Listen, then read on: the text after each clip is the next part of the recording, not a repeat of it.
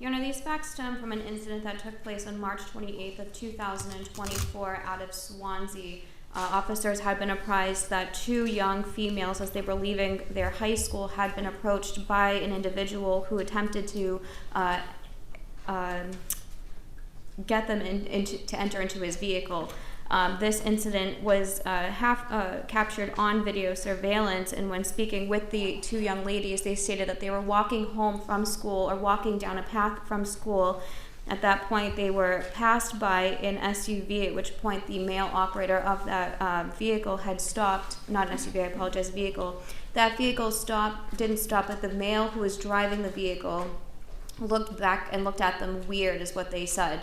They felt uncomfortable. The car continued driving. At that point, the car then pulled into the Target parking lot, where the individual is then seen getting out of his vehicle, moving items from his back seat and placing them into his trunk. As he's doing these acts, he keeps walking over towards and looking down the path where the girls had been walking, and then continuing back to his vehicle to continue clearing out the back seat of his car. While he's clearing out the back seat of the car, he's seen on video surveillance wearing a dark-colored jacket, dark pants, as well as white sneakers. At that point, you can see the individual. He's in a dark vehicle. He gets back into his driver's side seat and pulls out of the parking lot, and at that point is when the two young females they meet up again.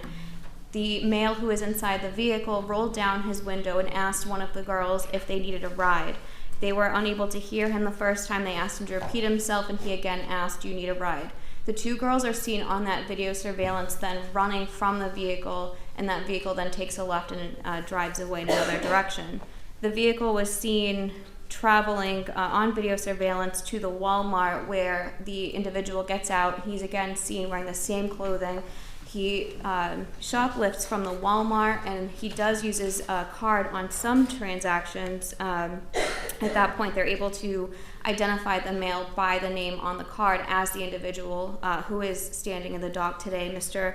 Michael Nut Brown, the same individual who was seen in that Target parking lot, who then was seen in the Walmart using his card.